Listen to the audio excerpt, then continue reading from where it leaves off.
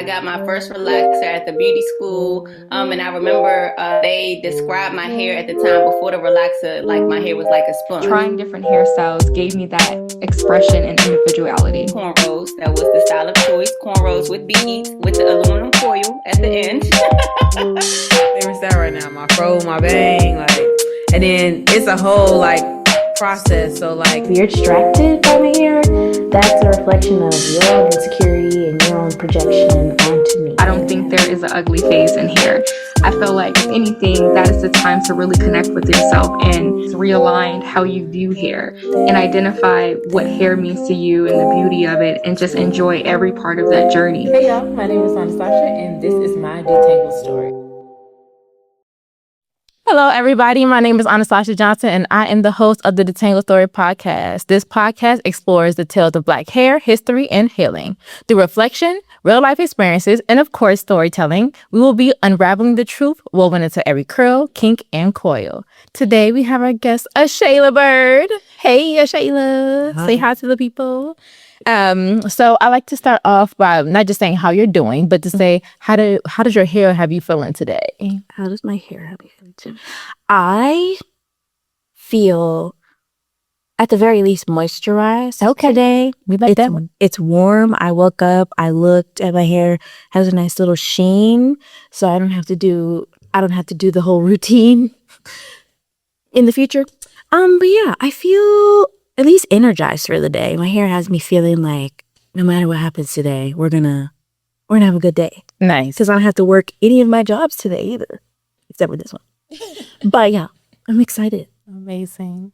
My hair has me feeling really cute. You know, I love a good bob. Love a good bob. So it was longer before, so I had to snip. It's getting a little too hot outside, so I had to snip that up. Okay, so you are very familiar with this world that I have been creating in the Color Me world. But of course, I want to start off with your hair journey. So take me back to the beginning, baby Ashayla. All right. Ashayla Byrd. My literal birth story that my mom loves to tell all the time is that when I was born, she said I came out of the womb looking like I had gotten my hair professionally wrapped. Oh, My hair was wrapped around my head and my lips were cherry red, as she loves to say, and I came out like this.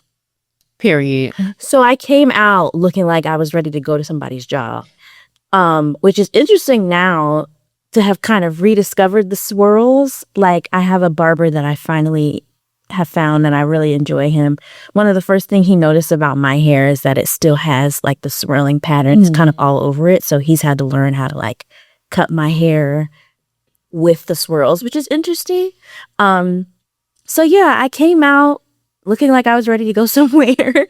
And weirdly enough, when I was a toddler, I got chicken pox in my scalp, which was weird. Okay. I don't know if they were anywhere else, but it was in my scalp and my hair was falling out and it was a whole thing. And my mom was very worried for me. I was the firstborn, so she had no idea what to do. Right. Except ask everybody around her, what do I do? What do I do? But yeah, after that, I've always had really thick hair. I get it honest on both sides of my family. My grandma on both sides, really, really nice, beautiful hair. Has always been a subject of contention for my mom when she would have to do it, because she used to say she hated doing hair from the time she was little and had to do her nieces and nephews' hair. She said, "Oh, I can't stand doing it. I don't like having all that stuff on my hands." Da, da, da, da, da. And then she had 3 girls, so she had to get over it. Literally my heart. Yeah, but always had really thick hair. And my mom was in the military, and she was always the one normally responsible for it. But when she had to get deployed, there was a family friend of hers that would come over and braid her hair, the really at home. Yeah. Yeah, really, really tiny braids, and the beads and all that stuff. Or if we didn't do that, we used to get our hair blown out by the Dominicans, Yeah. aka fried off, coming out smelling like a burnt biscuit. It was cute though. It was cute. It was cute, and it was the era. Yes, it really was. I can't remember the Those blow music. dryers had to be illegal. No, Their heat was an unrealistic My heat. scalp would be tingling every time I went. Yeah. But then the result would always be worth it. Man. You couldn't do anything else that day because I'd be there for hours. I even remember, this is not related to the Dominicans, but I remember one time I went to Georgia to visit my dad's side of the family, and we went to like a Walmart and randomly got our hair done in a Walmart, which was very weird because my grandma, not my It's grandma. like that, definitely in the South, but they be having hair salons in there. It was weird to me because I was like, we go to Walmart to get food, clothes, and toys. What are you doing in my hair? They be having nail shops and all types of stuff in Walmarts. I know, it's crazy. But when we got in there, it was a white girl that was doing her hair. Oh, so I first was like, I see. okay, exactly. That's I see the problem. But she saw our hair and she started blowing it out. She said, "Oh, this is going to be a challenge." And I was like, girl, I'm going to get in my face. But anyway, she ended up doing a good job. Moving a little forward further, because I could tell you year by year what I'm going to get one here. But more towards, I would say, like middle school, my mom retired from the military, was going to be home a lot. She was like, let's go natural. Let's go have our hair just out and about. And I'm like, oh, this is my worst nightmare. This is not manageable. You always told me my hair is super thick. Like, I don't know what I'm going to do with it. You already act like you will die if you have to try to do our hair. Like, what is do you know, like, what she saw to make it go that way? Do you know? Did she ever talk about?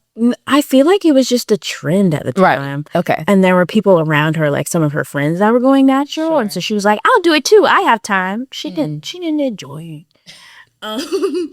But yeah, I kind of was really weary of it. And so when we first were able to get, braids with hair added, I was asking for it all the time because I was like, I don't want to have to deal with this. I don't know how to deal with it. I was super involved in school. So I'm like, I'm not about to make time to try to figure this out. Like, I got to be from point A to point B and I don't need to worry about what's on my head. Yeah. So that was kind of traumatic, low key, thinking back to it when it really shouldn't have been. Like, I think if we had people around us that could have invested the time in helping us figure it out, it wouldn't have been so bad and so scary for me. But it was like I had new growth coming out of my head. So like the real kinks and coils, I completely forgot. We also got relaxers for like from the time I was in third grade all the way up to middle school. So my hair was super manageable during that period and I never had to worry about it. But then by the time we got to this going natural era, I was like, half my head was bone straight and the other half was like kinky and coily. And so it's like, clearly my hair is confused. And so that's not great. And so then by the time, got through high school, gelled my hair down, had to do all of the scarves, the wraps, all the things to just keep it together. By the time I got to college, I tried to relax my hair again, but like every time I would brush it, it was like falling out kind of, or it was bone straight, or I felt like I couldn't really do a lot of stuff with it. Right. And so then I, didn't get another relaxer, another perm or anything again for maybe a year or so. And I went back to just getting braids. So y'all still doing this yourself? Y'all still not going to a shop?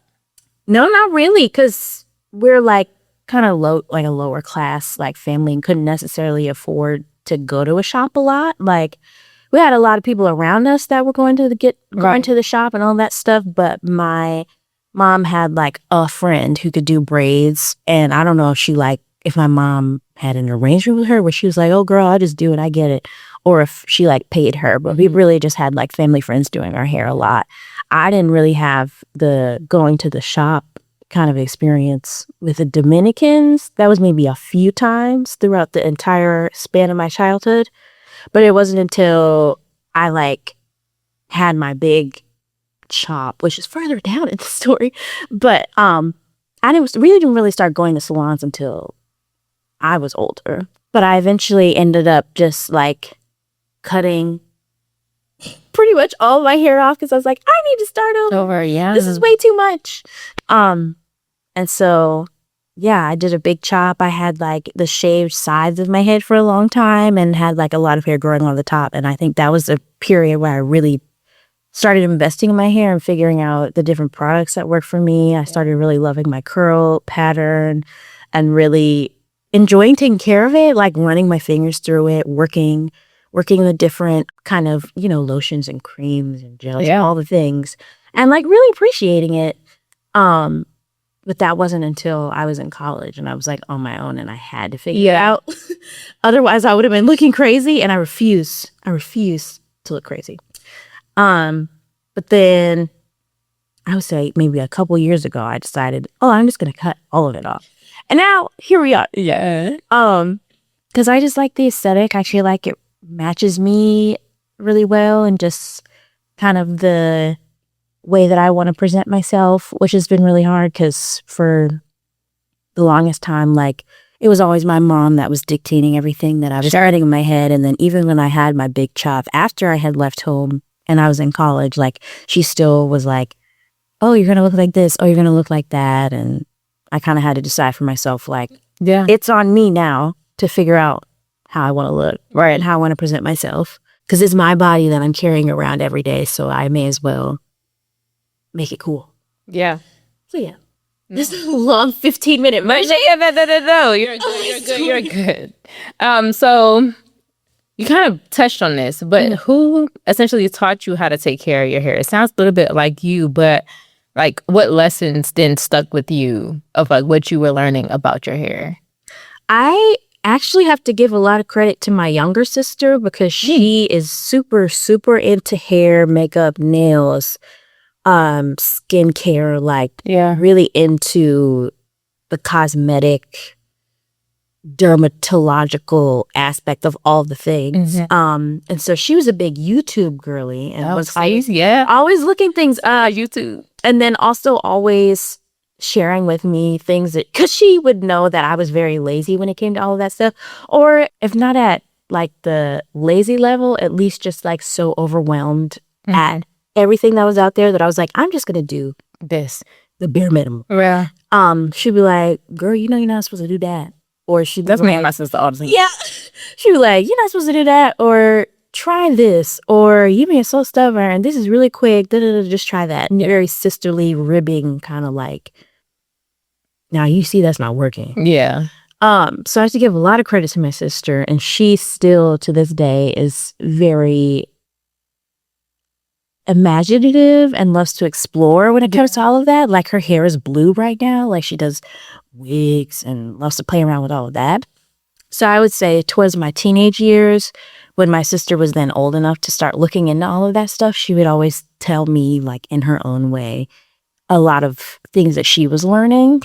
So I would say the seed was kind of planted when it came to hair and taking care of it with my younger sister. Yeah. But it wasn't until I would say I was in college where I felt like I really gave myself the room to be receptive to the things that she was sharing with me, and then also kind of Googling and doing my own research based on what I felt like did or didn't work when I was trying to figure it out for myself in high school, and I was still at home and I was still kind of under the watchful eye of my parents, which is crazy because my mom has a really beautiful curl pattern and has definitely figured out what works for herself, but I think it was a very individualized journey for her, and she'd be like, you can do this if you want, you can do that. Yeah. But it was, I think it was hard for her, I think because I was younger and not really wanting to be like, you're the one who made us do this in the first place, I don't want to listen to you. She also kind of, in her own subliminal way, like, had products around, and I would just see what she was using and kind of steal it for myself. So I would say definitely my sister. My mom kind of slid in there a little bit, but by the time I was in college, it was really just me and the internet.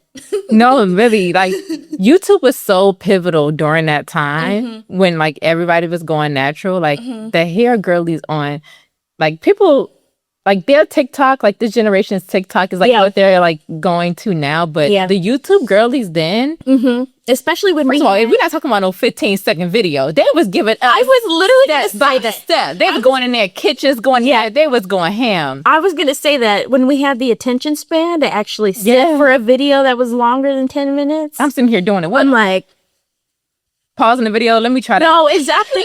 Or if I started clipping it and doing the little sections, or you go to the what is it, the description of the video, and they have all the products laying, all of that. Man. All of that. I'm like, the attention span there hop down. Yes. Like, if I'm trying to do something quick, sure. Yeah. But nah, we got to get People are this like- hair thing down. People are like 30 seconds or less. No, for That's real. not how it Yeah, no, is. YouTube was really, At least not for us. it was really so big during that time. It helped us out a lot.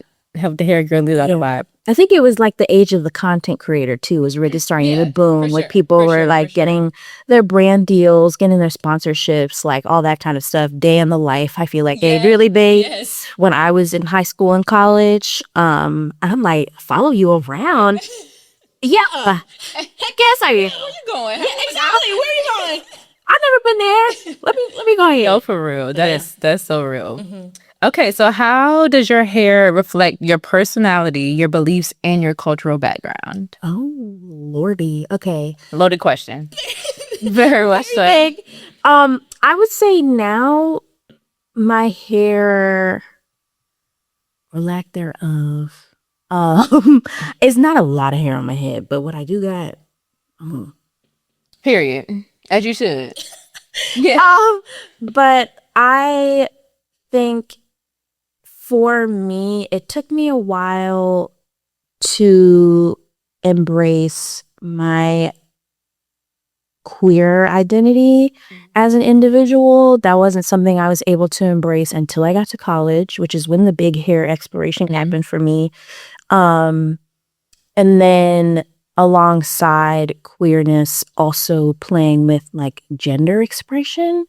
When I was younger, like a girl is a girl wears dresses, a girl wears pink and bright colors, and I didn't have a lot of say in like what I was putting on, but I was always curious about like a pantsuit or like just more casual, or even I would say kind of like androgynous, genderless clothing.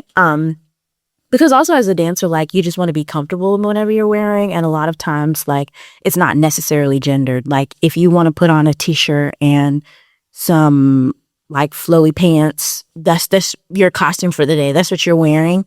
And so I think my hair now is definitely helping me kind of embody the non-binariness of it all when it comes to me. And that's something I think I have very recently started to be really comfortable with expressing more outwardly, which is also just challenging because of my upbringing. Like I was raised in a religious household, and with that there's very clear, specific kind of boundaries about how you're able to express yourself, at least in the religious tradition that I was raised in.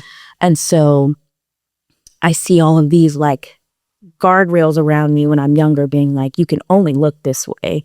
And it wasn't until I got older and started making decisions for myself, started paying my own bills, started buying my own clothes, being in control of my own time, that I was like, actually, I'm really into this look and I really want to try this and I really want to play and I really want to confuse people. That is especially fun for me because I'm just like, I would love for you to be unsure. Oh, you'll look at me and just be like, you actually have to engage with me to like figure out who I am, which isn't necessarily hard. But right, it's not that hard. But I think have really started to embrace a playfulness when it comes to queerness, gender expression, also being a Black, queer, gender fluid person, and the multiplicity that comes with that, because I feel like within Blackness, people also really love to make decisions about how you're supposed to look, and they can determine who you are just by looking at you instantly. Yeah. And I'm like, actually, no, you're going to work and you're going to, like I said, engage with me, have conversation with me to learn about me, figure out who I am, all that kind of stuff. So yeah, I feel like I live at so many intersections of identity, and the way that I present myself is indicative of that in a lot of ways. So yeah, I hope that answers the question. Yeah. So in my intro episode, I talked a little bit about like how we got to this podcast, and you've been a part of every step along the way. But in particularly when it comes to Detangled stories of like you were in the second iteration of like the actual show part as Drew. So like how one, how do you feel like developing Drew was tied into like who you are as Ashayla? And like what differences, is there differences that you have between yourself and Drew? Obviously, yeah, sure. And then like, is there anything about Drew that you wish you had or vice versa, or, you know? So Yes. This is Drew's costume for those who can but see. actually, it's like really good fit. This is my favorite costume I've ever worn. I love it so much. I'm wearing it not on stage. So I think in the first iteration of Color Me Curly Detangled stories, I was kind of in that dramaturg seat and was helping think a lot about it. Yes. And with that comes a sort of detachment because I'm like not in it. Right. Y'all, I'm not preparing to perform it. Like I think I'm able to really step outside of it. But in the second iteration of it where I'm actually performing in it, it was like I'm right in there. Sure. And I felt like I had to confront a lot within myself, which was hard. I think in the co-creation of a character, there are pieces of it that I'm willing to bring that come directly from me, but then there are also things that you wanted to bring into the character as well. So I had to kind of figure out how to present all of that in a way that felt honest and authentic, and in a way that, especially in the kind of the dialogue between, you know, Jenna's character and my character, in that part, like presenting pieces of a character that people can grab onto, and that audience members can connect with. I think Drew and I are similar in that we're both gender fluid characters. I think Drew is more clear on the, I don't want to say Drew's more non-binary than me, but Drew uses they them pronouns. I use she they pronouns, so I'm still kind of holding on to the like woman of it all, even though I say I'm like woman-ish. I'm like, I'm everything but a man. I refuse to be a man, but I'm kind of like never that. Oh, peace, all love to you, David. But that's something that I really, it was rubbing on me a little bit. I'm like, because there's so much of me that would just love to be like, I'm Ashayla. I use they, them pronouns, but I don't. Like, I still have a little bit of that she-ness in there. And I felt like I continue to wrestle with, and it continues to be something that I think about.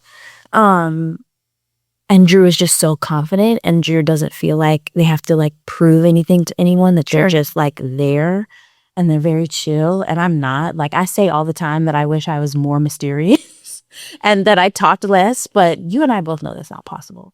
So I like lead with my heart on my sleeve, and everything is like out there. And if you ask me, I'm going to tell you like that type of situation. So I low-key am like, even though it's a character that comes from me, I'm still jealous of that character, which is really interesting. It's like, girl, it's part of you. Yeah. But yeah, that, it was really fun though to like embody pieces of myself that then become this other person. Like, I still have the Pinterest board that I had to make. That was a very exciting assignment when we had to make the Pinterest board for the character, like their energy, what they would wear, what they look like. A lot of really cool people came to my mind. Like, I was thinking about Lena Waithe, who, as far as I know, is not non-binary, but definitely leads with a more masculine kind of presenting aesthetic, which I have always loved. When I was younger, I was like, ooh, was so cute. But it wasn't that it was cute. It was that I wanted to be that. I wanted to present in that way. So there was Lena Waithe. There's a character from the show Sex Education who is non-binary that was all over that board, who I thought was really interesting.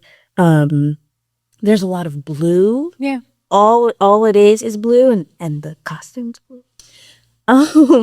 Because my favorite color is pink. Everything that I have is pink, except for the clothes that I wear. You would look at me and not think that pink is my favorite color, but everything that I have is depends pink. on what you have on that day. No, it really does. Because I have a whole like body, like a sweatsuit, like a hoodie set that's like pink. It's bubblegum pink. And then I also have pink shoes that I decided to wear one day. And I had a pink do-rag on. So I was really like giving it that day. But Drew is like all blue, which is very interesting. And it's like a baby blue. Because it's like the baby blue and the baby pink feel very close to center, whereas you have like electric blue or like a dark blue that's all the way mask in my brain, and then you have like magenta, which is all the way femme again in my brain. I'm making up these skills. They don't exist, but I'm making it up. And kind of the baby blue just feels like a soft mask suggestion. Whereas, like, how I present in my day-to-day is, like, soft. I don't want to say femme, but it's soft. It's all soft. Yeah. It's all about suggestion. We talked a lot about color and character association and, like, how that person was going to present themselves on stage. And how a darker blue... It gives a... Also, I don't think that character was ready for that. No. Like, although they were a little bit more steadfast in what they believed, they weren't. I feel like that was there's kind of an intensity to that. Yeah. That would have been at least overwhelming for me. Yeah. Because I don't have that in me. Because, I mean, dance theater literally has you push outside of yourself. Definitely if you're not, like, used to it. So it definitely was like I was on your. Yes, you were. She was. Were you? Gosh. Okay. Yeah. Tap in. It was. I had to be serious, and I'm a very unserious person, so that was hard. Yeah. Which is kind of how I asked you to kind of figure out what is different and similar between you and Drew, because at times I would be like, I don't need Ashayla right now. I need Drew. It's easier for the things to bleed together. That makes sense. Yeah, figuring out that distinction was important definitely for you, especially at the 11th hour. Yeah, tap in. Yes. But again, you've been here since the beginning of Color Me Curly. Like back when we had our chat and chew at Fillmore, all that type of stuff. We were coloring. All the things. You were in the hair show that we did at Dance Place. It was fun. You were the dramaturg, the first iteration of Detangled Stories. The second Detangled Stories you were in. Now you're on the podcast, which hopefully will premiere a year from the showing of Detangled Story. Yes. Hopefully, if the timeline works out. Yes. So a year ago from the beginning of Detangled Stories, and even further back when we were doing all that stuff. What have you noticed throughout this Color Me journey? Like, what themes have you seen to kind of be continuous versus like what has been shifting each? Because the first show was completely different from what we did. Yeah. I would say that in the same way that Black hair is versatile and requires your undivided attention come wash day, and can also endure a lot, I would say the people that you've selected to kind of be involved in each of the iterations are also the same way. Like the hair show, like that was... You want us to do what? We have how much time? How many costumes? Oh, like 30-second changeover. Your hair is going to be, well, my hair stayed the same throughout. Some people had wigs and I did not envy them. You change your different costumes. Your hair is going to look different from show to show. You need to make sure you have the choreography from all 5 of the dances and locked down. You also have to give a little face. You need to be acting. You need to be I would say we did a round of interviews for those too. Yes. I used to talk to you a lot. We talk a lot. No, it's great though. I love thinking. I'm always in my head. You asked me to be in a comfortable place, my brain. I said, I got you. Like the same would be applied, I think, to just Black hair in general. Like you have to invest the time that it takes to make your hair A, healthy, but B, do what you want it to do. You have to build a relationship with it. You have to kind of cultivate best practices over time. You have to be willing to do the research. I'm like, a piece of this we haven't touched on yet is like the book. Yeah. Learning about the history of hair, where the different kind of preconceived notions about good hair versus bad hair come from, the history of different styles, the legislation that has had to be produced over hair. Yeah. Ours in particular, like I've said this in a previous, I think, conversation, white people don't get their hair legislated. White people don't get pulled off of basketball courts and get their locks cut off because they have locks rather than like the hair white people have. Thinking about that, thinking about the deep history, and as much as we wish our hair didn't have to necessarily be political, like it is. Yeah. Just there's effort and time and there's care and there's relationship building that has lasted through every iteration of this process. But then I would say the same can be said of taking care of your hair, having a relationship with your hair, managing your hair, making it something that you're proud of, making it something that's an extension of you. This process is an extension of you and things that you care about, like you yourself, Anna Johnson. The things that you've produced, the quality of it is like, you can tell there's so much time and thought and care that goes into each and every process of it. And you're a Virgo, so it makes sense. You're not going to put something out that looks crazy.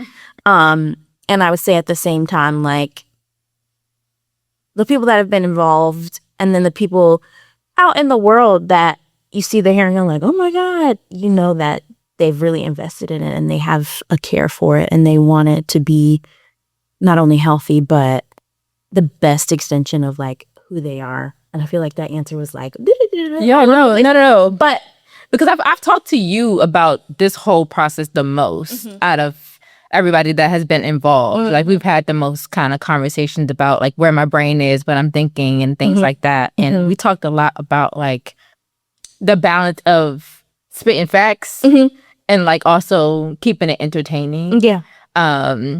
Without it being corner, without it being like, all right, this is a drag, like you've heard this before, we get it type of energy. But we talked a lot about like keeping that balance of like, no, this is actually, we spitting facts in this show. Yes, you will learn something. Yeah, we're talking about real life stuff that can make you think or wonder, or that can be conversation provoking or thought provoking once you see it or hear it or be involved in it, whether it be, you know, a workshop that I've done or whatever it may be. Because we also did the coloring project as a study before we even, like you mentioned, the book, and we did the Pinterest board. Like we did a lot of studying before we even got into a lot of like the movement aspect of talking about it. Just because I wanted to come from an authentic place and build a world. And building a world and having different voices in the world, which is a lot of why I wanted y'all to do a lot of the work, because I can only speak from it's deeply personal. hair is deeply personal. Definitely your hair journey. Yeah. Which is why we have this podcast, so people can tell their hair journey. And you can't let everybody's hands in your hair. Yeah, so don't touch mine. Right. Exactly. Yeah. Nice. Okay, so what do you think is the most misunderstood thing about Black hair? Oh God. Okay. That it can be stolen, I think. Recently, I don't know what publication put this out, but they said something about how to rock a cloud bob. Do you know what the cloud bob is? Cloud bob? An afro. No way. Rebranded as the cloud bob. They had a picture of Tracy Ellis Ross. No. Not Tracy. See? Not Tracy. Don't put Tracy in it. Exactly. They called it a cloud bob. I think we more than ever are being confronted with people who think they have original thoughts when in actuality they are commodifying Black styles that had existed for hundreds and hundreds, maybe even thousands of years for the sake of being like, oh, let's look at this new thing that I created. No, you didn't. You stole it. You stole it. Yeah. Just say you're not an original thinker and be done with it, and say that you're appropriating cultures. Like, nothing grinds my gears more than that. When I see white people that have locks, or when I see like people trying to make cornrows, white people trying to make cornrows like a new fun thing, and it's like, no, that's ours. I saw somebody try to argue being like cornrows came from the Vikings, and it took another white woman who was like descended from Vikings being like, girl, that was not us. That was not us. Y'all not gonna put us in that. We didn't do that. So, like, things like that is just particularly frustrating because people are trying to chase whatever the next trend is, or whatever the next up and coming hot whatever. It's like, if you're not willing to confront the fact that Black people are some of the truest creators and arbiters of culture, and that we push culture forward, and you're catching up, like, why not just say that and be like, this style comes from da, da, da. You know how much time that takes? 3 seconds. This style comes from da, da, da, da, da. It's so easy to name where something comes from and be like, I'm really inspired by this. I really appreciate this thing. But instead, you want to commodify it and claim it as your own. Woo! It makes me angry. Yeah, like that kind of goes into another question I had of like, how do you think Black hair has been revolutionary to media and entertainment? Back to the cloud bob. Right. The afro being an essential kind of signal for Black power, like the Black Power movement, the Black Panthers, the disco era. Sure. Also, like, all you ever see is people in the bell bottoms and you see them at Afros, you see them on Soul Train. Yeah. You can name an era because of what Black people have put in front of it. Now, I think because it's such an incredibly demanding field, there's so many people like Beyonce, Cardi B, Tracy Ellis Ross, so many people that are coming out with their own hair care lines, because it's like, we see these really pivotal figures in front of us and we see how incredible their hair looks, and we're like, oh, how can I get that? And they're like, oh, well, we'll show you. And they come out with their own lines, lines that are inclusive, because I think it's kind of like a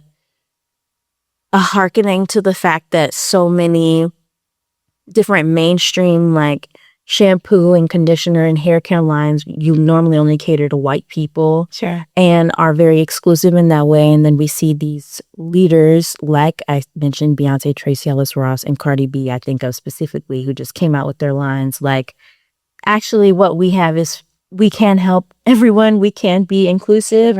It's catered to Black and brown people, but it also works for everyone else because it's just that they present their hair in completely different ways. Completely different ways. So I would say that, like, people in the entertainment space are now Black people in the entertainment space are now coming out with these actually really helpful, supportive ways to help us take care of our hair. And then I was saying on the back end of it, like mentioning, afros being part of that movement. I think kind of what I was mentioning about how like mainstream culture loves to kind of steal from Black hairstyles. I think in a lot of the same ways, unfortunately, Black hair has been used as a way to signal a certain kind of person, like you see in the TV shows and the movies. Like if you see someone dressed a certain way and they have cornrows or they have locks, then they're automatically this character. Oh, sure. And their arc is their arc is non-existent. Right. It's a completely flat character. I think mainstream culture, in the same way that they love to steal from us, they also love to create stereotypes and like specific archetypes about who we are. And it takes us coming back being like, actually, no, we're cute and you're stupid. And you're trying to stupid and you're stupid. And you're trying to make us be something that we are not necessarily. We contain multitudes and we can be many things and we can wear many styles. Yeah. And you can't and you're mad about it. But yeah, I think that is, I could talk about that for a long time. Yeah. But That's good though. Going back into, we talked about the dance world a little bit. Oh, yes. How do you think Black hair fits into this dance world that we are in? And yeah. Mm-hmm. All right. Going back to when I was in elementary school, there was like a public school program that I went through that I like had dance classes once a week. Like I would get bused from my school and go to this other school. Yes. For the day. It was required that we wore like buns. And so I had to like gel my hair up and like having my little, you gel your hair up, you put it in a ponytail and then you put your little sock on top of it and then that was your bun. And there was no flexibility otherwise. Mm-hmm. If you had braids in your hair, that became a big deal. Well, can you put it in a bun? Oh, that's really distracting. Mm-hmm. This is not what we asked you to do with your hair. Da da da da.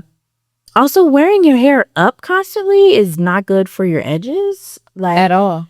Your stuff will start to break off. Correct.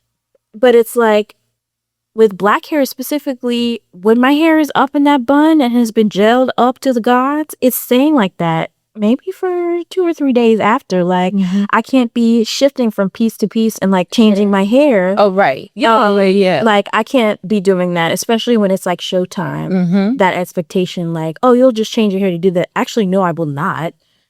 I had to sleep with a scarf on my head to make it look like this.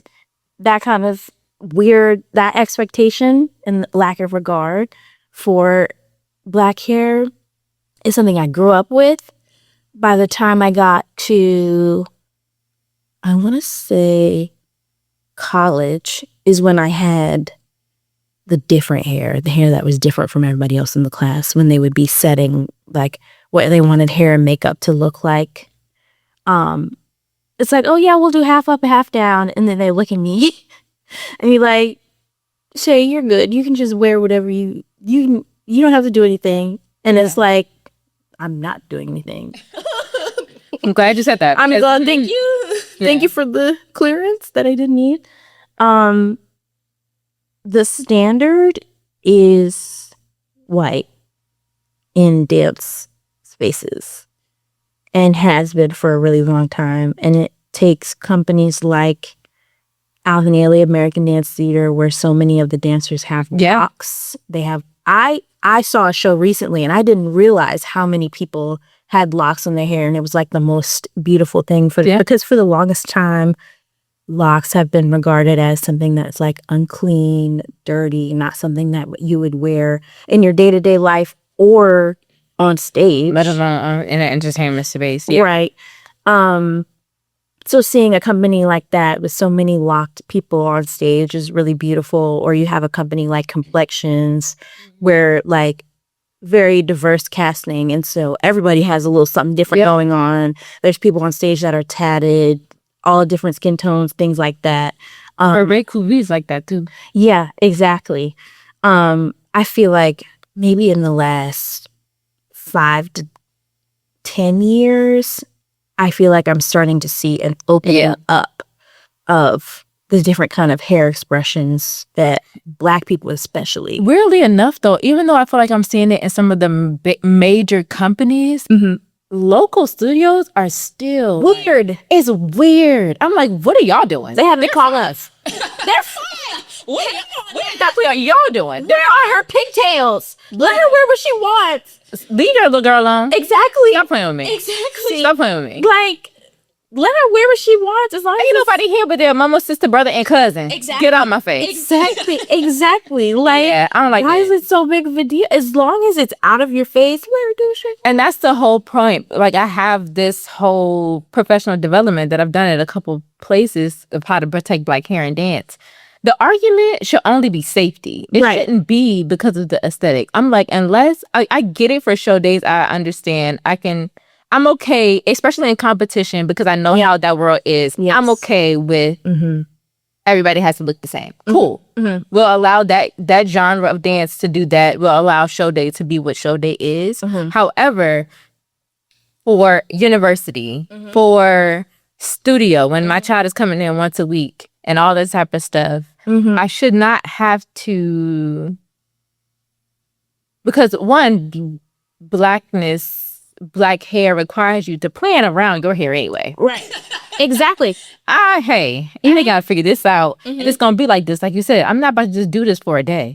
I'm not about to go through all that for a day, let alone an hour. That's what I'm saying. Like, it's class also. It's class. It's supposed to be It's a learning experience. My hair should just be up and out of the face. That should be the standard. Up, out of your face for safety. I should not be, I don't need to be show ready for a class to be here for an hour. I gotta go to school tomorrow. Right.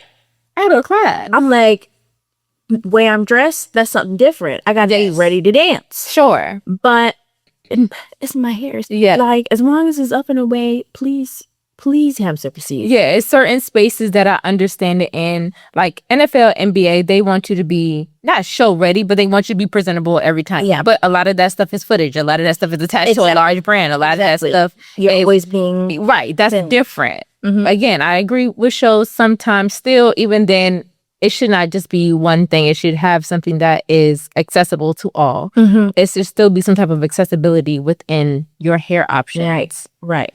Like the school that I used to work at, it was like a bun situation, but it had different bun or ponytail situation, but it had like pictures of like braided buns and this type of thing. Like it had options of what you can do, and it was given to students prior to at the beginning of the school year. So therefore, parents can plan around it. Again, I can understand those type of examples, but these studios that are having these strict rules. Also, I didn't learn what a French twist was until I got to college. Because who doing that? I'm like, who hair can do that? Right. That ain't mine. Right. I'm like, not even all white people can do that. They don't got enough hair. We're too thin. Like, you would look like you just have a little growth on the back of your head. Because y'all want these elaborate buns, but y'all don't even have the dignity to the bun. So now we're putting sock and with sock buns. I'm like, hey, wrap it up. But then you don't want to see the sock, baby. I don't have enough hair. Hold it up. Leave me alone. Baby's going to be cheesers. Yeah. I have to do what I have to do to get this on the top of my head and leave it there. And some people don't even have the length. Some people, hair thickness is different. Right. And then also, that's a lot of product. And washing that product out. Yes. That's a whole nother process. And also having to fry your hair to get it to do what they want to do. I'm not doing that. I have had so much heat damage as a result of having to flour my hair to then be able to slick it up and do all the things that I need to do to it. It's like there's overuse of product, there's heat damage, there's literal tension. My edges are breaking off. Like my hair is frail as a result of just being in this art form, which is crazy. Right. Abused. My hair is being abused as a result of trying to make it look how you want it to look. Yeah. And 9 times out of 10, they're not really looking at your hair. They're looking at everything else you're doing. Unless there's hairography and you need that ponytail. Literally. But when does that happen? Not often. So Yeah. so much there. It's a mess. That's why he shaved it all off. Because you're not about to come at me sideways talking about, I need you to figure this out. I'm just cut it off. Bye. They don't ask the boys to do anything. Yeah, no, it's definitely it's something else, and I think that more conversations in the dance. Like I need to see that at NDEO. I need to have those conversations. Need to be had at what's the Dance USA conference? Yes, and yes, everybody need to be having those. Like I've done it. Release. It's been locally, but those conversations are not happening. Right.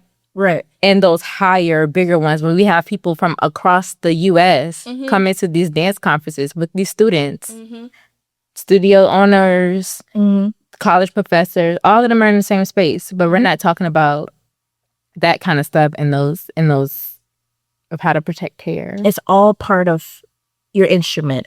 Yes, it doesn't stop at the top of your head. Right. Your hair is also part of that. Yeah. Especially if you want me to release my bag and my You want me to release that? my hair is back there. Like it's all part of it. Yeah. Okay. We're gonna shift to you telling us a detangled story. Oh, okay. It can be funny, it can be something from your childhood, it can be something recently, but what is your detangled story? There's so many. Right? There's so many.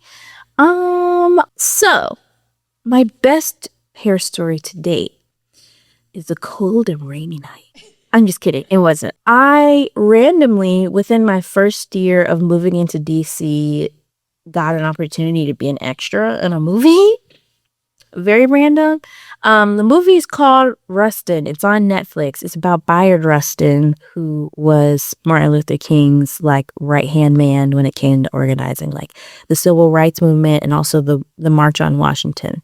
But Bayard Rustin doesn't really get recognized because he was like an openly gay black man as well at the time, which is obviously not accepted at that time. And so I had the random opportunity to be an extra on that movie. Like literally random, as in like newspapers were running ads being like, this is a call for actors or whatever. I filled out a Google form and they sent me an email. Yeah. But part of, kind of the hair, costume, makeup, all the things for that is like our hair needed to be in period. So they sent us home with like rollers and they were like, you need to wash your hair and put rollers in it, the whole thing.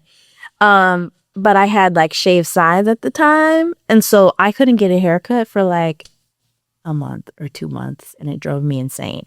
But I washed my hair the night before. I hadn't used rollers in maybe 10 years. I don't even know if I can do that myself. And even when I did, my mom put them in my hair. Right. I did not do it myself. And so my hair was still wet. And I put the rollers. But you didn't do it to the night before. Yeah. And see, that was your first mistake. And I had to get up at 3 a.m. That was your, again, first mistake. Mistake after mistake after mistake after mistake. Washed my hair the night before. Also couldn't really sleep because I'm like, oh, I have to be in a movie. But then got up, had to be on set. My hair was still wet when I got there. Because what was your method of drying it? I didn't dry it. You didn't try to put a blow dryer to your hair? I don't think I had. You was gonna try to air dry this. Yeah. Ashayla. I didn't live in the 1960s.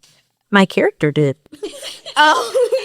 So I like got on set. My hair was still wet. They were like, "Oh my god, okay, what are we gonna do?" And they tried blow drying my hair, but my hair has always been and was at that moment incredibly thick. And so they were trying to blow dry my hair out and the power strip for the entire like hair and makeup area went out. I blew out the strip and they were like, oh my God, we got to boot it up. We got to bring it back. Cause they had like maybe 20 people getting their stuff taken together at the same time. Yeah. And it went out because of me. But then they were able to get everything booted back up and they put heat on my hair and I hadn't had heat in my hair, I think for like 4 or 5 years at that time. So that made me feel crazy. And my hair smelled weird because obviously I wasn't getting like salon style treatment. They had to get me up and ready in like 10, 15 minutes. So they like just pinned my hair a whole lot and it still was kind of like poofy a little bit. And I kind of like went through the day, had my little costume. I felt like a little 16-year-old. I was 21 at the time.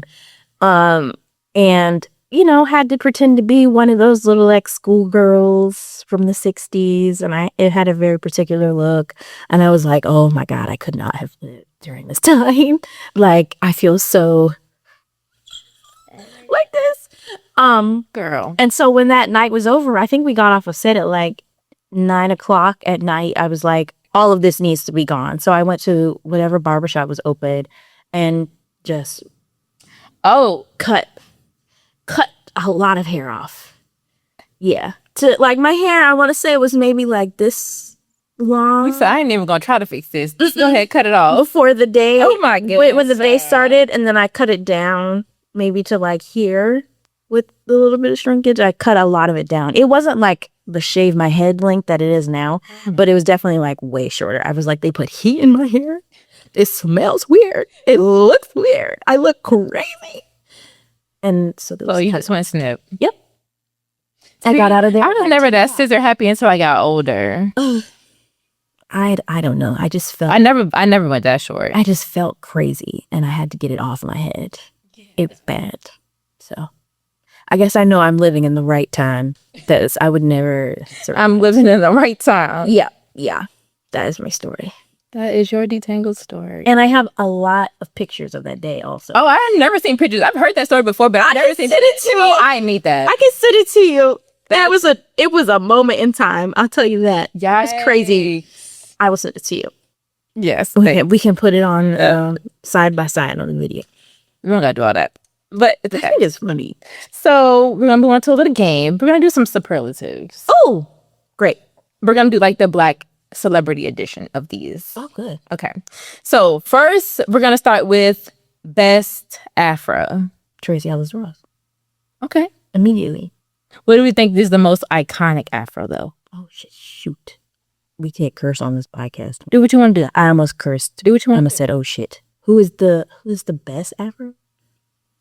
Best versus iconic. So best, you said Tracy Ellis Ross. Best Tracy Ellis Ross. I might go Colin Kaepernick. Oh. No. Most iconic, Angela Davis. Angela Davis, I would say, definitely most iconic. The face of a movement. Yeah, I would definitely say that. Best braids. Jesus. Best braids. I know who I'm gonna go. Best braids. My God, this is so hard. I have a one and an honorable mention. You should go first. I don't know. I'm gonna go Allen Iverson. I talked about him in my first episode. He started like a wave of Iverson braids that like top tier. I love that. I love Iverson braid. Dang. Okay, this is gonna be a deep cut, but you remember Jump In on Disney Channel? Keke Palmer's braids in that movie, bar none. Those guy like box braids that I think, and I saw those and I was like, I need those. I need that in me. So it was a particular moment in time. But yes, Keke Palmer's braids in Jump In, and she was jumping, and there's like. I will also give it to Ryan Coogler. Oh my God! Yes. Okay, because his braids for, was it the Oscars? When he had the like the treble clef braided into his head. His hairstylist. I have to eat like that. Yeah, but she did, and I thank her. But his braids. I feel like most recent, I would go him. But if we're talking about overall, I would go Best Bob. Edna Mode. Does that count? No, Black celebrity. Black. Okay. We claim her, but we're not claiming her. Best Bob. Kelly Rowland. Yeah. Why did you? Because I don't know if I would give her the best. Well, who would you do? Yeah. Don't want to give it to Karen. She's the only Bob I could think of. Can I just say that? She's the only one. Okay. I was gonna give Kelly something else. Oh, well, you can give her many things. I will give her many things. I love me. Okay, we might can agree on Kelly. If I think of somebody else, most likely to release a new hair care line that doesn't have one already. Does Rihanna have one? I don't think she has hair. She has makeup. Rihanna. I think she has hair. I would not be I don't think surprised. she has hair. I would not be surprised if Rihanna came out with Fenty hair. Yeah. Sherry has Fenty Beauty, and what a pioneering industry moment she has already created. Yeah, I with think Fenty she Beauty. has makeup, she got the fragrances, got like the lingerie. But yeah, I don't think she has hair. That's probably why we don't have the album yet. She's working on the hair care line. I feel like we're gonna get like a baby line Probably. before we get that. Probably. And then like the hair, and then maybe we ain't getting an album. I'm throwing in this, but most unexpected person. Well, not most unexpected, but Cardi B dropping a hair care line. I did not see that coming. Why? Have you seen her grow hair? No, I didn't see it until she did the job. I was like, I was not surprised. Cardi B, she be doing stuff on Instagram Live, TikTok Live about her hair anyway. I didn't even know that. Yeah, she be doing stuff. She be making her own hair, like stuff in the kitchen and putting all types of stuff in her hair. Her hair is long. It is. I learned that. Yeah, I was surprised Recently. I was like, oh, okay. Yeah, no, she take care of her hair for sure. Best pixie cut. Halle Berry. See, this I was gonna get to Kelly Rowland. Oh, But Halle Berry is the most iconic. I think Holly's the most iconic. Yeah. I think Kelly. because I'm thinking about her at or was it the Oscars when she won her first Oscar and she had like that brown dress on and she had that, she was. Yeah, I think she has the most iconic. First image she came into my head. But I would give it to I like Kelly's too. Mm-hmm. Best silk press. Kamala Harris. Oh, that's a good one. I was going Queen Latifah though. Oh, Dana. Yeah. Oh, that's another really good one. Yeah. That's so Queen Latifah has never looked bad a day in her life, at least as far as we know. There's never been a single photo where her hair looked anything less than excellent. Yeah. Okay, best locks. Oh my God. There's a lot of people in. There's a lot of people. Dang, I don't even know. Yeah. I don't know either. I was gonna say maybe Zoe Kravitz, but Okay. yeah, Does pre-summer have locks? no, she doesn't. Cree Summer doesn't, but Zoe Kravitz, that's who I could think of Okay. for sure. Yeah, Okay. I'm okay with her. yeah. I'm okay with her. I was gonna also go Chloe Halle. Oh no, them. It's them. Yeah. Mm-hmm. Let's see. Biggest trendsetter. Biggest trendsetter, hair wise. Yeah. Ugh, I don't know. Oh, you know who else kind of good pixie? Who else is a good pixie? Oh my Tiana God. Taylor. I don't know how you forgot about our girl. But yes, back to the trendsetter. I mean, did you just get hot? Trendsetter / versatile style. Versatile. Who always has something different going on the top of their head? I don't. Yeah. This is hard. Trendsetter. These are good. Yeah. Can I take an easy? I was gonna say Beyonce, but Beyonce is like somewhere else. Dang, this is hard. Yeah, I don't know. We're gonna come back to that one. We're gonna come back to that. I'm gonna think. Come back. Best. Well, you might give her this one. Most likely to rock the blonde. Beyonce Yeah. has to be Beyonce. Can't be anybody else. She gonna put that blonde on every I time. don't know of anybody else. She's not platinum blonde. She's not dirty blonde. She does all the different kinds of blonde. Yeah. I wouldn't be surprised if she did a strawberry moment. I would probably like that. A little fall autumnal vibe. Best wash and go. Best washing. I would. I don't know if you will agree with this, but Megan Thee Stallion has really beautiful hair. And I've seen photos of her with just her hair, just washed, and I haven't seen it. her hair is, she has like a pretty loose wavy kind of curl pattern situation, and her hair is also very beautiful, very long. Yeah. I would say Meg. Oh, I cannot think of her name right now. Blackish. Grownish. Yara Shahidi. Yes. Yeah. Yara has beautiful hair. She's always had beautiful hair. Yeah. She's been acting since she was Yeah. teeny tiny. Love her hair. Mm-hmm. We got to go back to trendsetter though. We got to figure this out. We got to agree on somebody. Trying to think. Who just like, ugh. That's hard. I put this down and I still. I'm thinking of Zendaya, but I don't. Oh, that's what I wanted to give best bob to because her bob looks so good. Oh, it does look really good. She just cut her hair recently. That's how. That's how I wanted to give both. I was like, I wanted to give somebody else the best bob. It's Zendaya. That's another person I would give anything to because she's statuesque. Yeah, Beautiful. And she's had locks on the red carpet. She's done long stuff. She's done a silk. We can give her trendsetter. She had a bob at the Met Gala that she did when she dressed as I think it was like a Joan of Arc inspired outfit, and she had like freaking suit of armor on. Yeah. And then the bob, and it was like red. Yeah. We can give trendsetter to her. I'm okay with that.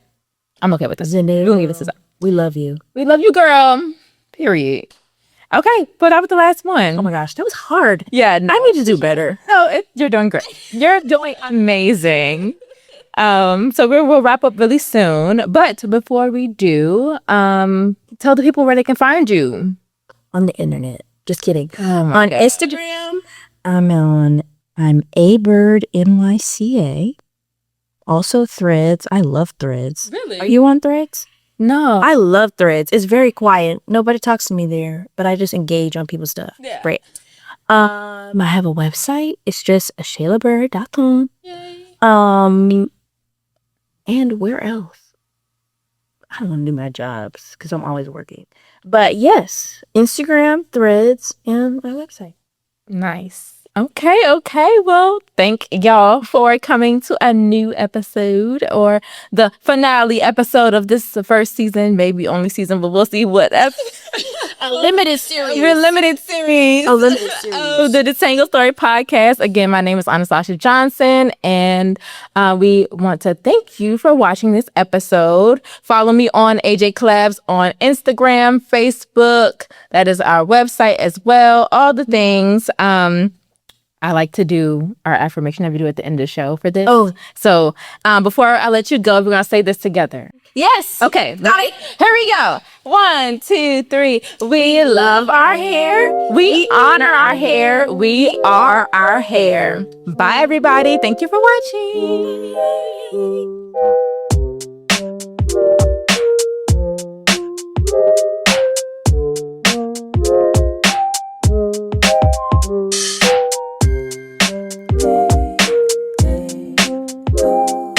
Story.